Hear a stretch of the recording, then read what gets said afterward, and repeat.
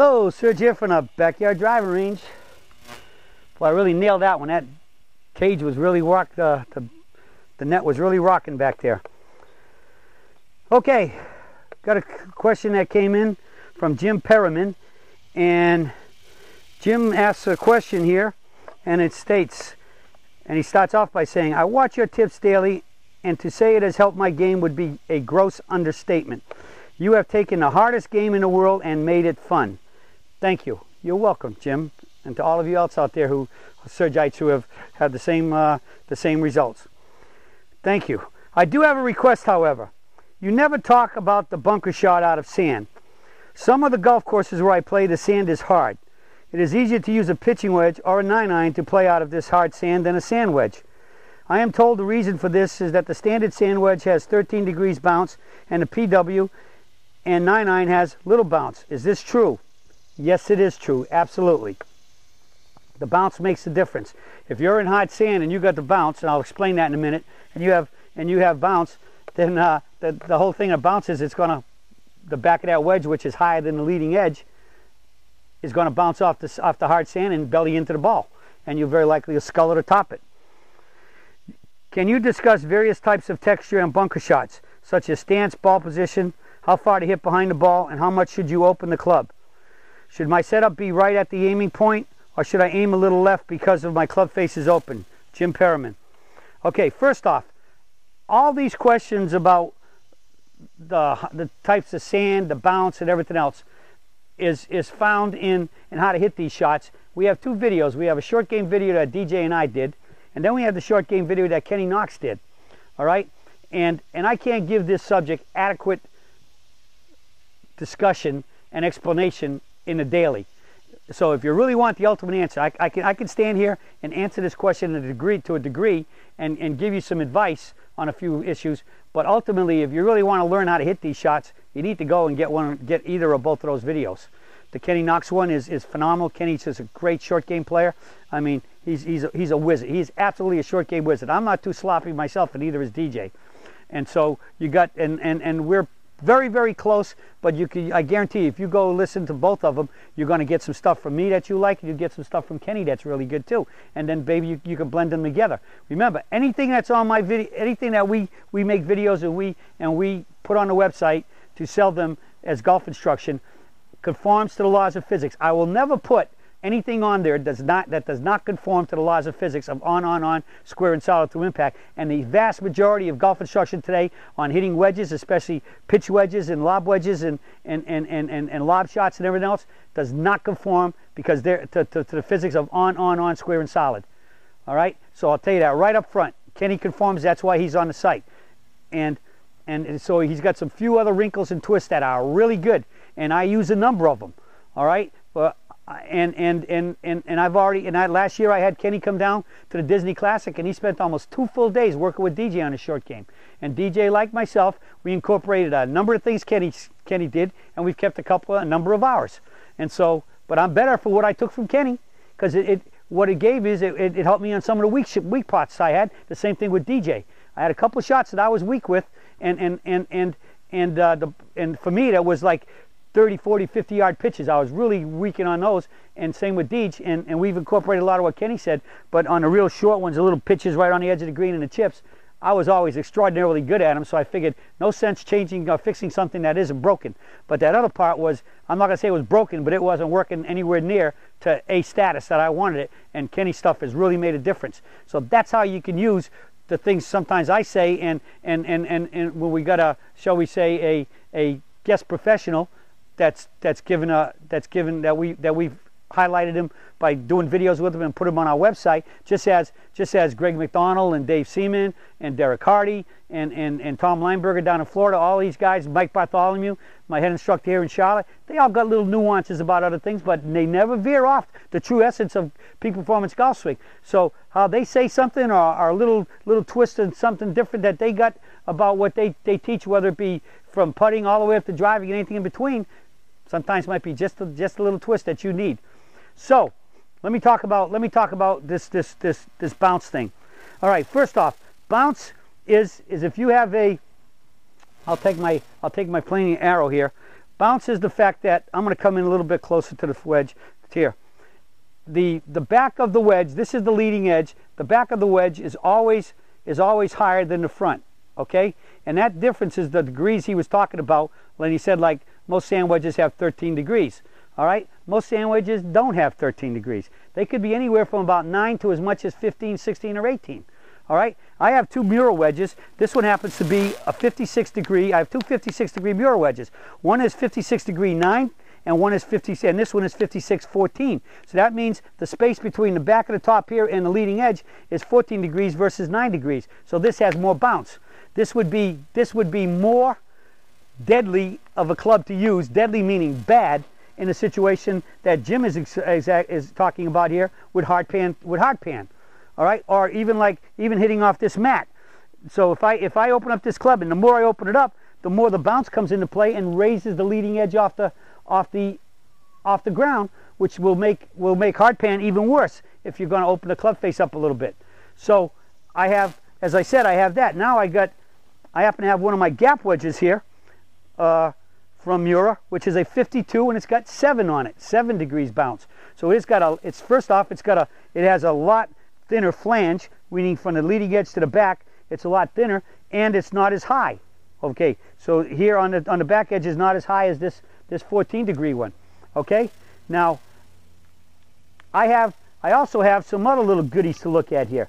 I got a bunch of some very old golf clubs, and I got some very new ones. I have an old club, and this one has, I'm going to come really close, and I'm going to let you see this club. I'm going to make sure you can see it.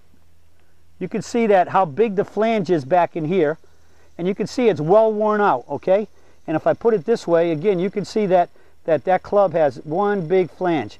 And this club is a real old Ben Hogan sandy, they call it a shore out, all right? Wilson Staff had one like this that they called a Sandy Andy. This is a monster sole, and this thing is absolutely phenomenal for real fluffy sand like you have down in Florida. They call it sugar sand. It's as soft as that, and grainy, not grainy, but powdery almost, as like those sugar packages you see on Sweet and Low and stuff like that. That stuff is the hardest stuff to hit out. If you don't have enough bounce on sugar sand, you're just going to dig your way to China. All right. So that's why this is a great club. And as I said, this is a Ben Hogan shore out, and you can see it's well worn out back near the heel, as you saw in the camera.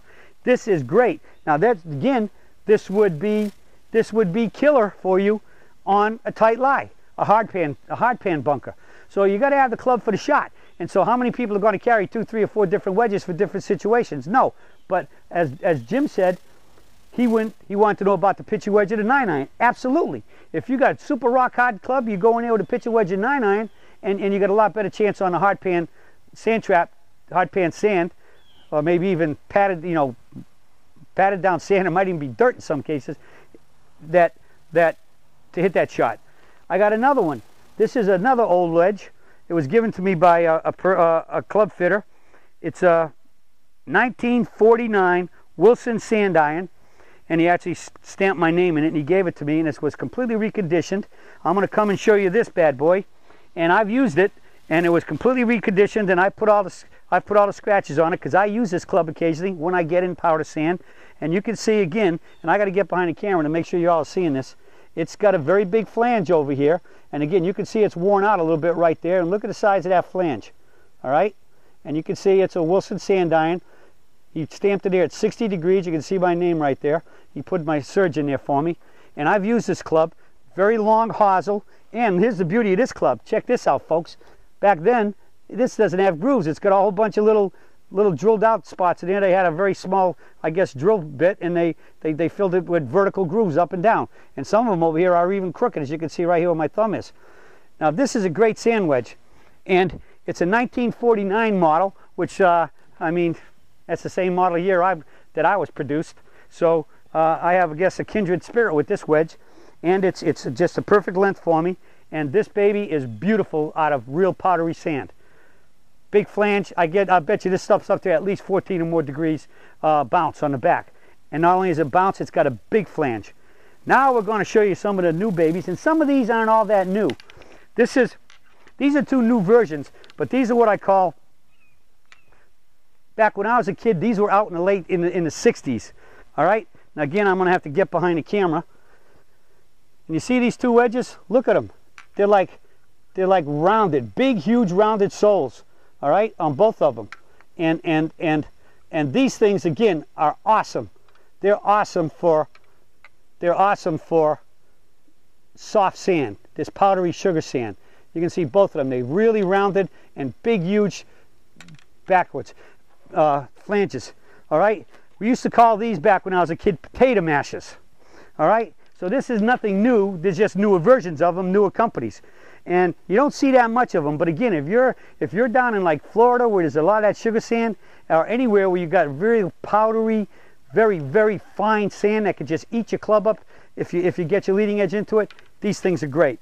Now naturally, these won't be good for tight lies around the green, trying to hit a pitch and run with a sand wedge, and especially trying to get some loft under one to get it to go up and come down. If you haven't hit somewhat like a flop shot, so those won't work well. So basically, what most guys do is most players are going to carry two sand wedges. They might have like a 56 and a 60. Phil Mickelson has, I think, like 58, 64. But he usually carries almost maybe 3 sand wedges, but that means you're giving up something at the long end. And today with most golfers, I basically, right now, I carry only 1 sand wedge. I don't hardly ever use my lob wedge. I just feel, I got that good versatile 56 degree 14 lob wedge, and I can open it up and I can maneuver it around pretty good. So I don't even carry gap wedge either. I just go pitching wedge, sand wedge. And I have no gap wedge, and I just choke up on my pitching wedge, and I find that I hit a lot better shots. I have not found a gap wedge that I like. The problem with me is they make gap wedges to look more like sand wedges. I want my gap wedge to more like a pitching wedge. So I just don't like looking at those bigger sand wedge looking heads for a gap wedge when I'm not using it as a sand wedge. So I just don't use it. I can't find one I like the looks of, so I'll just and I got like 5 of them that I've had. I got 5 good gap wedges back there that were made by companies, but I just don't care to look. So I just have my pitching wedge, which gives me a big gap between my pitching wedge and sand wedge. But I just take my pitching wedge and choke up on it when I have to hit less than full shots. I hit a lot of shots all the way down, choked up an inch or more, and just take my normal swing. Because when you shorten your club and make your full swing, you can't go as far because you've shortened the string, a rock on a string. So since I've done that, I've gotten so much better in my feeling of the shots for pitches and chips, and especially pitch shots, and I think it's improved my game when I got rid of my gap wedge. But again, if you like a gap and you want a gap, you have to have a gap. Use a gap. The Surge isn't using a gap. I haven't had one for about 3 years. All right, maybe if I ever find the right one, I'll put one back in the bag. But at the moment, it lets me carry an extra wood, and I'm carrying 4 woods, driver 3 wood. And I have a 5 wood, and I have a hybrid, and that I hit the ball about 200 yards with is what I want a hybrid for, because now my 4-iron runs out at about 190 at the most, when it used to be 195 to 200, because as I said, I'm losing club head speed. All right, so hopefully this answers your question about the bounce on a golf club and when to use it. But to get in here and talk about how to hit sand shots and everything else, I can't do it justice in this, but you can find it on the Kenny Knox short game video and the short game video that DJ and I did. All right, so for the search today on equipment and tools, you got the right tools, you can hit better, you can play better golf because you got the correct tools for the job you hand, and that's how you're going to help play better golf by having the tools to hit better shots, especially in the scoring game, where you can become a better short game wizard by having the correct wedges for the conditions under which you play with. And by the way, last thing, more bounce is if you're playing on really hard fairways. You're in a climate area, a turf area, like here in Georgia, in South Carolina, North Carolina, a lot of North Carolina and Georgia.